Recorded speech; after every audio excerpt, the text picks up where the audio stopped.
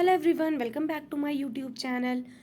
आज हम इस वीडियो में टर्किश लैंग्वेज का सर्टिफिकेट कोर्स का पेपर सॉल्व करने वाले हैं। ये पेपर 2019 का है और जैसे ही एंट्रेंस डेट आ जाती है वैसे ही आपको चैनल पर उस पर भी एक सेपरेट वीडियो मिल जाएगी। और जो सिलेबस अगर आउट होता है तो सिलेबस की भी सेपरेट वीडियो मिल जाएगी, क्योंकि अब तक साइट पर सिलेबस भी अवेलेबल नहीं है और ना ही एंट्रेंस का कुछ पता चल रहा है कि एंट्रेंस कब तक होंगे आपके। तो बहुत सारे बच्चों ने अभी से ही प्रिपरेशन स्टार्ट कर दी है और बेटर है कि आप अपनी पूरी तैयारी लेके चलें। हमेशा से सब्जेक्टिव पार्ट और ऑब्जेक्टिव पार्ट दोनों रहा है, बी ऑनर्स टर्किश लैंग्वेज में भी और सर्टिफिकेट में भी सेम बिल्कुल वही सिलेबस होता है। तो अब तक जैसा आया है, आई होप कि इस बार भी सिलेबस वैसे ही होगा। अब तक आता था आपका टर्किश लैंग्वेज के पेपर में 40 मार्क्स के जो आपके आते थे वो ऑब्जेक्टिव टाइप क्वेश्चन होते थे, और जो 60 मार्क्स का होता है वो आपका सब्जेक्टिव होता है, वो आपका सब्जेक्टिव पार्ट होता है। और सब्जेक्टिव का पेपर आपको नहीं मिल सकता कहीं पर भी, क्योंकि वो वहीं सबमिट करा लिया जाता है। वो भी इतना टफ नहीं होता है।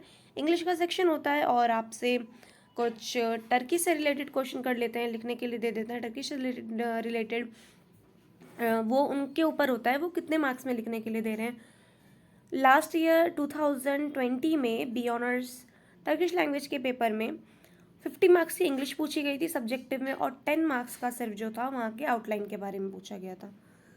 तो इसी तरह से कुछ भी कर सकते हैं सब्जेक्टिव में, तो आप बिल्कुल प्रिपेयर होकर जाइएगा। सब्जेक्टिव भी कुछ खास इतना टफ आता नहीं है और ऑब्जेक्टिव क्वेश्चन जो होते हैं वो बहुत अच्छे होते हैं। चैनल को अब तक सब्सक्राइब नहीं करा है तो चैनल को सब्सक्राइब कर दें, बेल आइकन पर प्रेस कर दें ताकि आपको हर वीडियो का अपडेट मिलता रहे।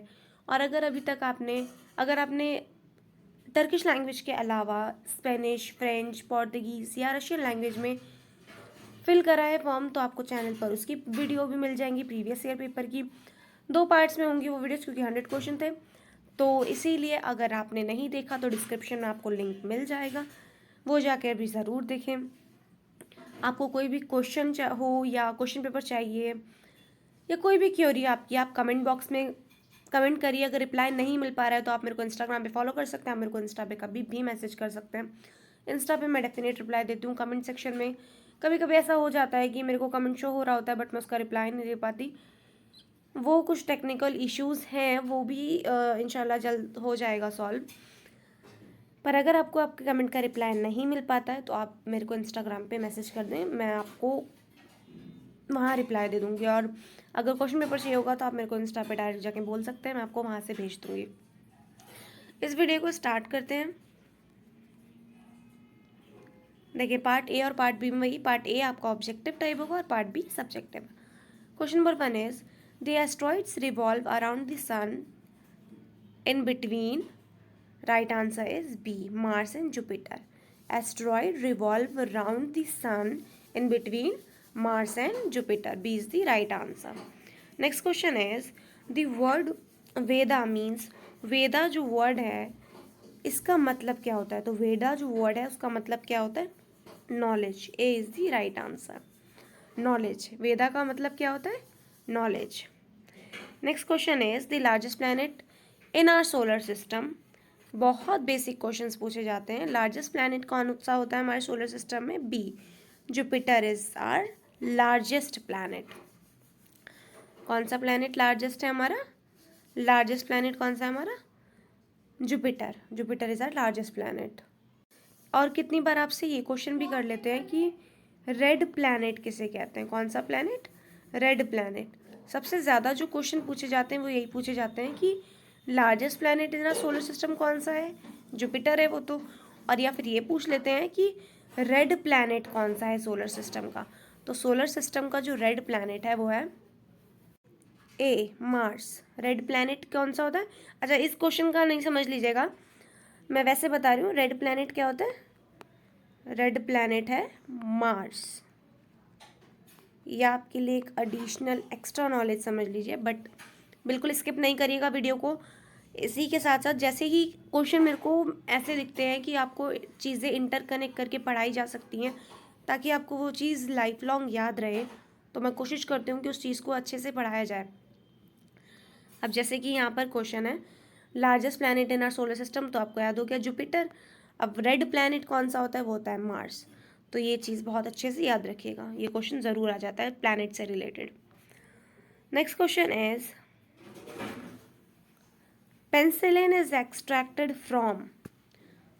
So right answer is C, fungus. Penicillin is extracted from fungus. Next question is, one bones and teeth are really made of. Right answer is A, tricalcium phosphate. Bones and teeth generally made of, bones and teeth किससे बनते हैं?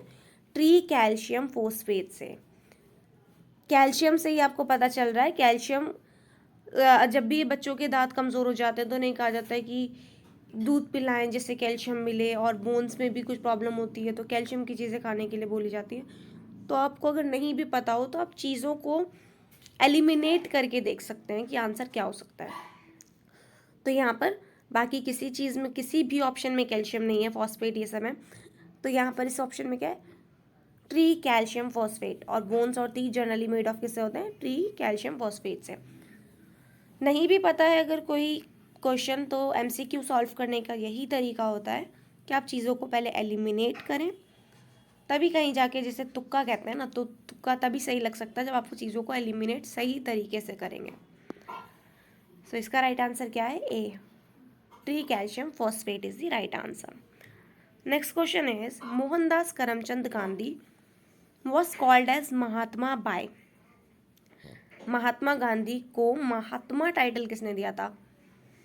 ये मैं आपको question करा चुकी हूँ मेरी पॉलिटी सीरीज़ में. अगर आप यूपीएससी एस्पिरेंट हैं या आप किसी भी एंट्रेंस एग्ज़ाम की तैयारी कर रहे हैं तो आप वो सीरीज़ भी जाके ज़रूर देख सकते हैं. मैंने आपको वहाँ पर बहुत अच्छे से इसके बारे में पूरा अच्छे समझाया है कि ये महात्मा टाइटल क्यों दिया गया, कैसे दिया गया.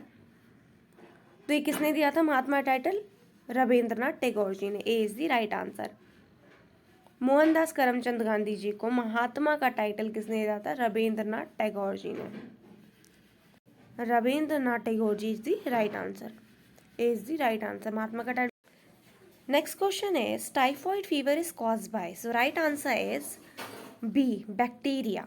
टाइफॉइड फीवर जो कॉज्ड होता है किसकी वजह से होता है? बैक्टीरिया की वजह से. Next question is, onion is a modified form of. Onion की मॉडिफाइड फॉर्म क्या होती है? B, stem. क्या होती है? Stem. B is the right answer. Next question is, the concept of survival of the fittest was first advocated by. Right answer is B. B is the right answer. इनका पूरा नाम क्या है? इनका पूरा नाम है चार्ल्स डार्विन. यहाँ पे सिर्फ डार्विन लिखा है लेकिन इनका पूरा नाम क्या है? Charles Darwin.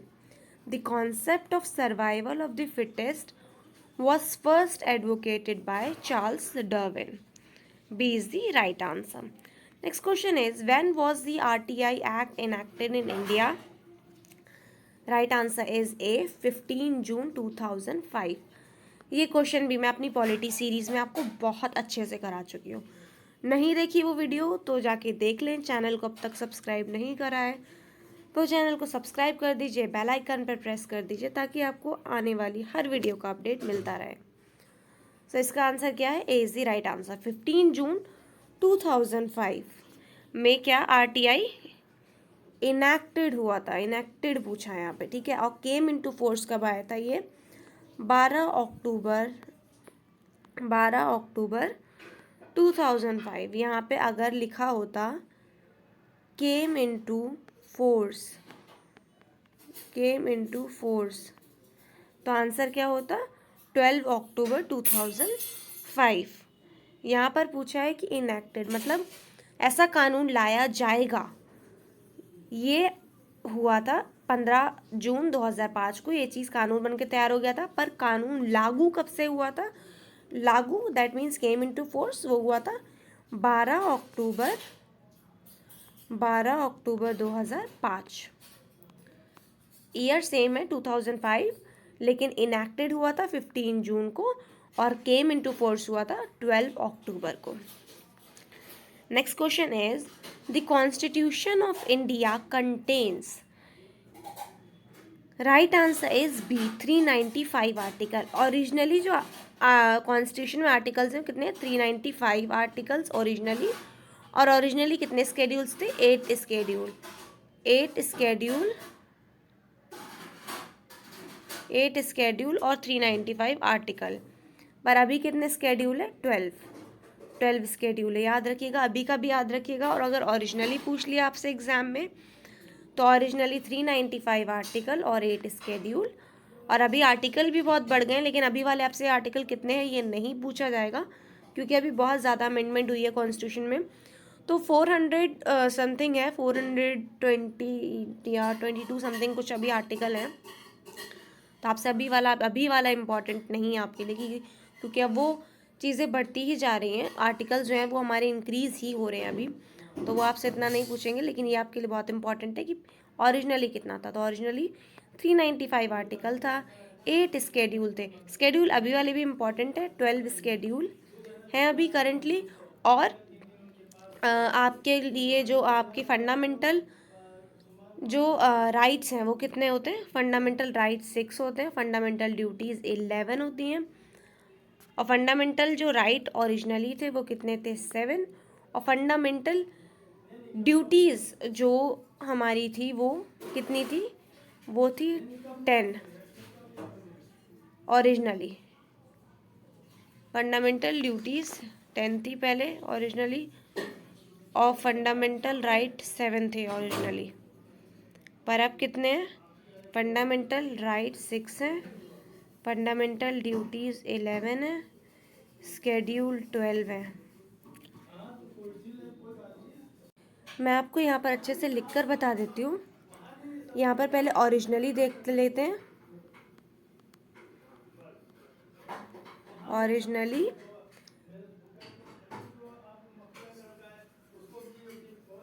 मैं जो आपको बता रही हूँ अच्छे से ध्यान में रखिएगा।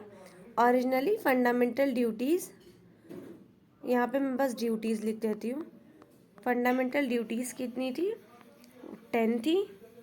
और राइट्स कितने थे? फंडामेंटल राइट्स कितने थे? ओरिजिनली की बात हो रही है। ओरिजिनली फंडामेंटल राइट्स 7 थे। और स्केड्यूल कितने थे? 8। आर्टिकल कितने थे? 395, जो कि अभी हमने यहाँ पे पढ़ा भी। तो ओरिजिनली कितनी ड्यूटीज़ थी? 10 ड्यूटीज़ थी। राइट्स कितने थे? 7 थे। स्केड्यूल कितने थे? 8 थे। और अभी कितने हैं टिल नाउ? अभी कितने हैं? अभी ड्यूटीज़ कितनी है? ड्यूटीज़ 11 है, 11 है। और 11th जो ड्यूटी वो ऐड कौन से अमेंडमेंट में हुई है? 86th अमेंडमेंट में। कब हुई? किस में हुई है? 86th अमेंडमेंट में। फंडामेंटल राइट्स कितने हैं? फंडामेंटल राइट्स कितने हैं अभी करंटली? 6 हैं। एक माइनस हुआ है, 7th वाला जो फंडामेंटल राइट था, राइट टू प्रॉपर्टी, वो हटा दिया गया। अभी कितने हमारे पास फंडामेंटल राइट? 6। स्केड्यूल कितने हैं?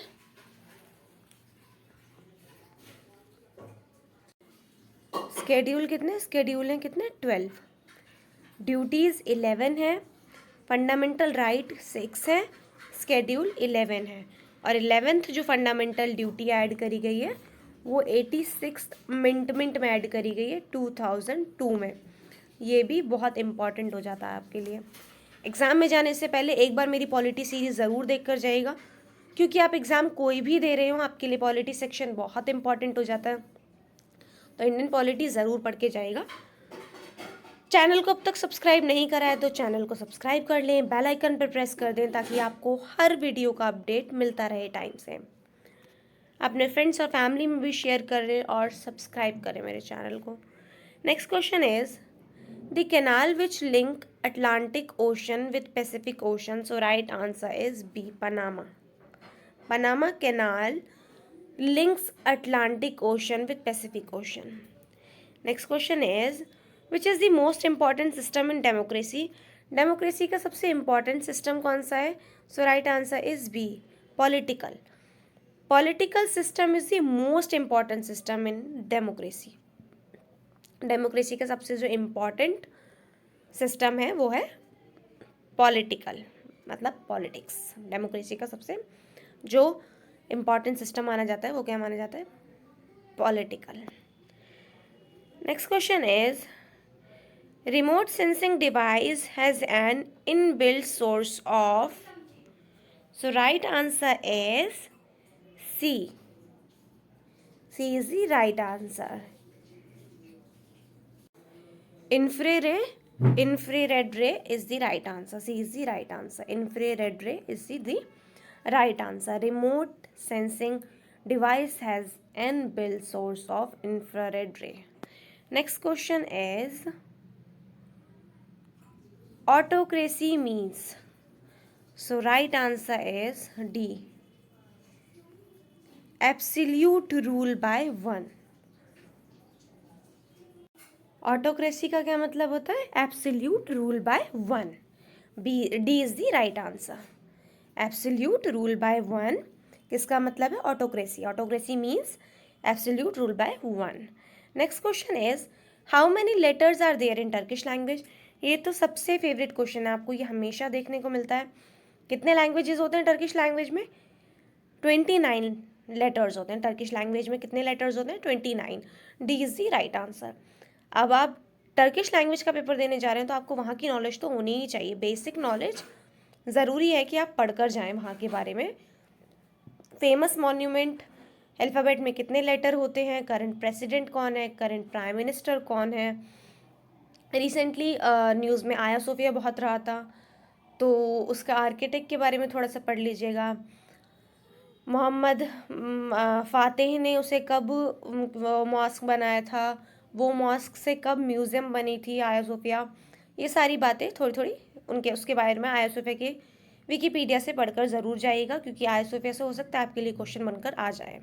क्या कितने साल के बाद आया सोफिया में नमाज अदा करी गई थी, ये सारी चीज़ें आप थोड़ा बहुत पढ़कर जाइएगा. सो राइट आंसर क्या है यहाँ पर? How many letters are there in Turkish language. Right answer is D, 29 letters. और यहाँ पे लिख भी रखा है जिसका भी क्वेश्चन पेपर है, 8 वॉवल्स होते हैं और 29 लेटर्स होते हैं.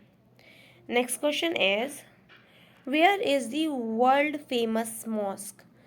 वर्ल्ड का ब्लू मॉस्क, वर्ल्ड का फेमस सबसे फेमस है ये ब्लू मॉस्क, कहाँ है ये? So right answer is B, Istanbul में. कहाँ पर है? इस्तांबुल में. ब्लू मॉस्क नाम याद रखिएगा. ब्लू मॉस्क कहाँ पर है? इस्तांबुल में. Next question is when did sultan Fatih Mehmed conquer Istanbul. So right answer is D, 1453. Fatih ने ये सुल्तान फातेह जो है महमद, इन्होंने इस्तांबुल कब फतेह करा था? 1453 में. इनकी हिस्ट्री बहुत बढ़िया है, इनकी हिस्ट्री भी एक बार पढ़ लीजिएगा टाइम हो तो. इन्होंने कब इस्तांबुल फतेह करा था? 1453 में. और इस्तांबुल का पुराना नाम क्या है? कॉन्स्टेंटिनोपल. ये भी याद रखिएगा, इस्तांबुल का पुराना नाम क्या है? कॉन्स्टेंटिनोपल. मैं यहाँ पर लिख भी देती हूँ आप लोगों के लिए. इस्तांबुल का किसका नाम है? वो पुराना नाम इस्तांबुल का पुराना नाम है. क्या नाम है? कॉन्स्टेंटिनोपल. कॉन्स्टेंटिनोपल, ये भी पूछ सकते हैं आपसे. इस्तांबुल का पुराना नाम क्या है? कॉन्स्टेंटिनोपल. और फातेह ने, सुल्तान फातेह ने कब इसे फतेह करा था? 1453 में. और इन्हें फातेह क्यों कहा जाता है? क्योंकि ये कोई भी जंग नहीं हारे थे. इनका नाम वैसे क्या था? Mehmed. Next question is the republic day of Turkey celebrated on. Republic day of Turkey कब मनाया जाता है? So right answer is C, 29 अक्टूबर को. और 29 अक्टूबर को ही जामिया का फाउंडेशन डे भी मनाया जाता है. इससे भी याद रख सकते हैं आप 29 अक्टूबर. 29 अक्टूबर दोनों दिन याद हो जाएंगे आपको. रिपब्लिक डे ऑफ टर्की 29 अक्टूबर और जामिया का फाउंडेशन डे 29 अक्टूबर. So right answer is C. Next question is which of the following historical monument is not in Istanbul. इनमें से कौन सी हिस्टोरिकल मॉन्यूमेंट है जो इस्तांबुल में नहीं है? अब यहाँ पर नॉट पूछ लिया है, तो इसके लिए आपको ये पता होना चाहिए कि कौन कौन सी मॉन्यूमेंट हैं पहले. तो ये इसका राइट आंसर क्या होगा? राइट आंसर इज ए, अनित कबीर. और क्यों है ये? क्योंकि अनित कबीर कहाँ लोकेटेड है? अंकारा में. कहाँ पर लोकेटेड है ये? अंकारा में लोकेटेड है ये अनित कबीर. और बाकी की जो टोपकापी पैलेस है और गलाता टावर है, ये सारी चीज़ें कहाँ पर है? ये सारी लोकेटेड है इस्तांबुल में। पर ये जो है अनंत कबीर लोकेटेड कहाँ पर है? अंकारा में। ये म्यूजियम है और ये इस्तांबुल में नहीं है, ये अंकारा में। So right answer is A, क्योंकि यहाँ पर नॉट पूछा था। Next question is,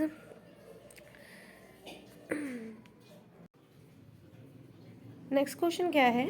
the strait which connect Black Sea and the Sea of Marmara. क्या है question? The strait which connects Black Sea and the Sea of Marmara, कौन सी strait है वो? Right answer is A, Bosphorus strait. Bosphorus strait is the right answer. कौन सी strait है? Bosphorus straight. A is the right answer. Bosphorus strait connects Black Sea and the Sea of Marmara. Next question is, currency से related भी question ज़रूर पूछा जाता है, जैसे कि लेटर से रिलेटेड पूछा जाता है, तो करेंसी वाला क्वेश्चन भी समझ लीजिए, हर साल आपके लिए कंपलसरी है। तो टर्की की जो करेंसी है वो क्या है? Lira. B is the right answer. Turkey की करेंसी क्या है? Lira. B is the right answer. When did Ankara became Turkey's capital? Ankara कब बनी टर्की की capital? So right answer is B, 1923 में।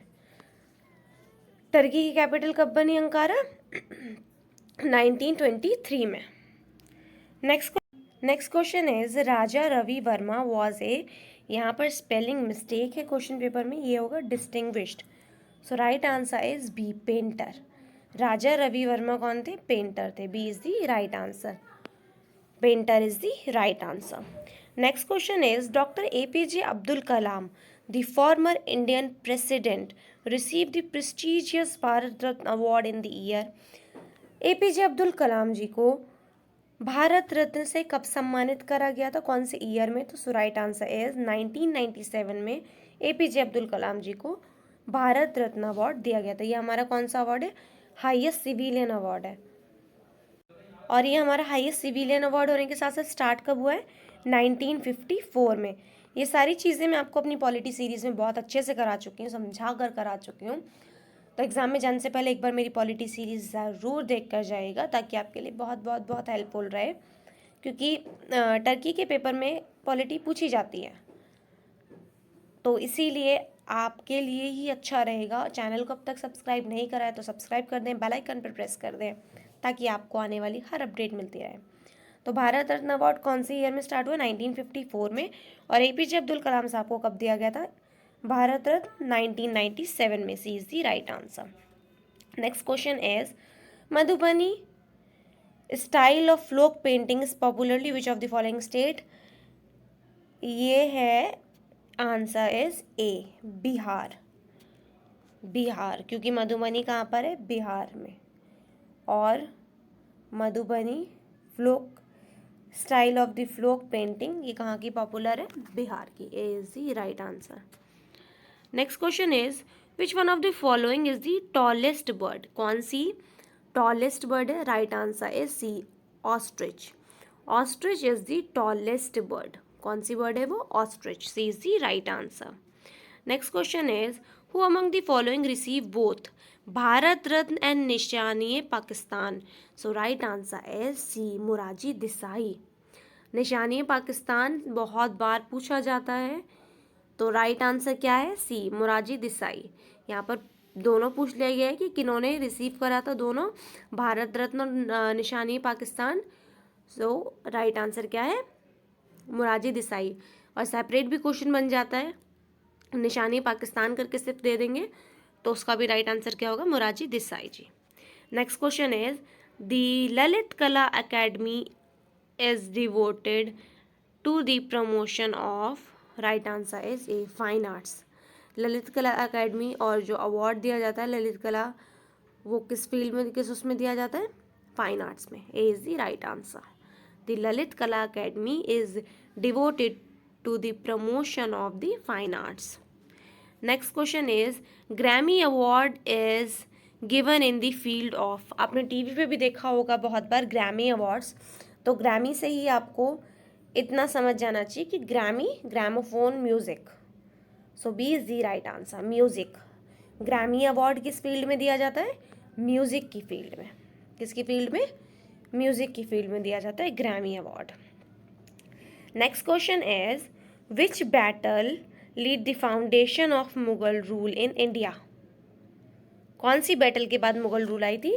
So right answer is C, battle of Panipat. Battle of Panipat के बाद ही Mughal rule आया था इंडिया में। और फर्स्ट बैटल ऑफ पानीपत कब हुई थी? 1526 में। फर्स्ट बैटल ऑफ पानीपत कब हुई थी? 1526 में। इस पर भी मैंने आपको मुगल रूलर्स के ऊपर पूरे अच्छे से एक सेपरेट शॉर्ट ट्रिक वाली वीडियो बता रखी है, तो चैनल पर वो भी ज़रूर देख लीजिएगा। पॉलिटी सीरीज़ के साथ साथ हिस्ट्री सीरीज़ भी चल रही है। अगर आपको पूरी हिस्ट्री सीरीज़ नहीं देखनी है तो जैसे यहाँ पर एक सेपरेट मुगल रूल के बारे में पूछ लिया, तो वहाँ पे मैंने अच्छी तरह डिफाइन करा है कौन कैसे सीक्वेंस वाइज रूलर्स आए और कैसे कैसे रूलिंग उनका पीरियड रहा, बैटल क्या थी। वहाँ पर मैंने तीनों बैटल ऑफ पानीपत के बारे में बताया कि किन किन के दरमियान हुई है, तो वो वीडियो भी ज़रूर देख लीजिएगा। वो शॉर्ट ट्रिक में होगी, हिस्ट्री की है वो सेपरेट वीडियो अलग से होगी, तो वो आप देख लीजिएगा। एग्ज़ाम में जाने से पहले वो वीडियो भी एक बार ज़रूर देख कर जाइएगा। वीडियो कैसी लगी कमेंट सेक्शन में ज़रूर बताइएगा। वीडियो अच्छी लगी तो वीडियो को लाइक करिएगा। चैनल अब तक सब्सक्राइब नहीं करा तो सब्सक्राइब कर दीजिए। मैं आपको बार बार इसलिए बोलती हूँ क्योंकि वीडियो सब देख लेते हैं लेकिन फिर सब्सक्राइब करना याद नहीं रह जाता है, और अगर कोई इतनी मेहनत कर रहा है तो उसको सब्सक्राइब करके अप्रिसिएशन देना अच्छी बात होती है। सो यहाँ पर क्या है? राइट आंसर है C, battle of Panipat. Mughal rule कब आया था इंडिया में? बैटल ऑफ पानीपत के बाद। और फर्स्ट बैटल ऑफ पानीपत कब हुई थी? 1526 में। सेकेंड हुई थी 1556 में। Next question is who was the first Muslim president of Indian National Congress? ये भी क्वेश्चन मैंने आपको अपनी पॉलिटी सीरीज में करा रखा है। So right answer is B, Badruddin Tyabji. B is the right answer. Badruddin Tyabji is the right answer. First Muslim president of Indian National Congress कौन थे? Badruddin Tyab. Next question is the city of Delhi का Delhi was found by? So right answer is B, Tomars. The city of Delhi का और Delhi was found by, किसने found करा था? तोमर ने। B is the right answer. Next question is Quwwat-ul Islam mosque was build by? Quwwat-ul Islam mosque किसने बनवाई थी? So right answer is A, Qutubuddin Aibak. Qutubuddin Aibak ने कुव्वतुल इस्लाम मॉस्क बनवाई थी। Next question is the first battle of Panipat was fought in the year?